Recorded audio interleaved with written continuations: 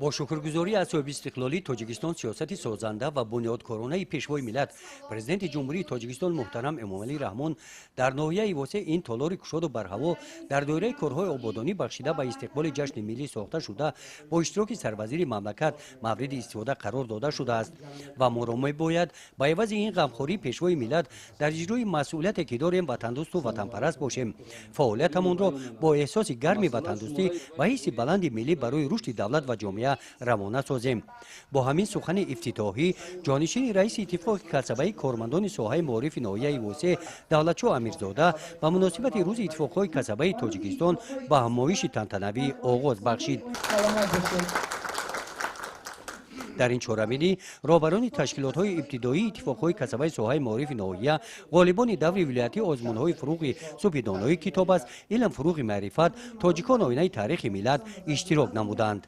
در معروضه برآمد کنندگان فعالیت 9 ماهه اتفاقهای کسبه را جنبست نموده قید نمودند که روز اتفاقهای کسبه تاجیکستان طبق قانون جمهوری تاجیکستان درباره روزهای عید 24 اکتبر قید کرده می شود.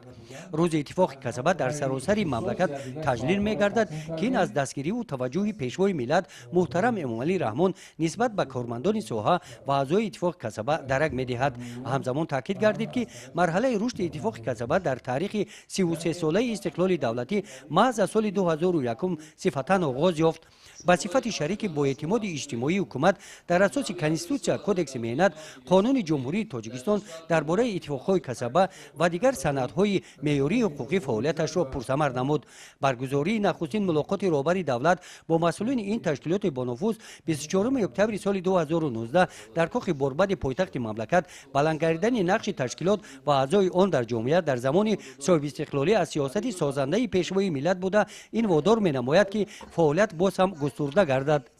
امروز فدراسیون اتفاقهای کسبه با صفت شریک با اعتماد مملکت برآمد می‌نماید. در جریان چهاربینی تنتنوی با بهترین رئیسان تشکیلات‌های ابتدایی اتفاق کسبه ساحه معارف سابقه‌داران و آموزگارانی که شاگردانشان غالبان آزمون‌های سطح جمهوری گشتند با نشان فخری و تحفه‌های مالی سرفراز گردانیده شدند. گزارش خواجه نظریف خدای نظر ظهوروف از ناحیه واسه برای برنامه اطلاعاتی نوید.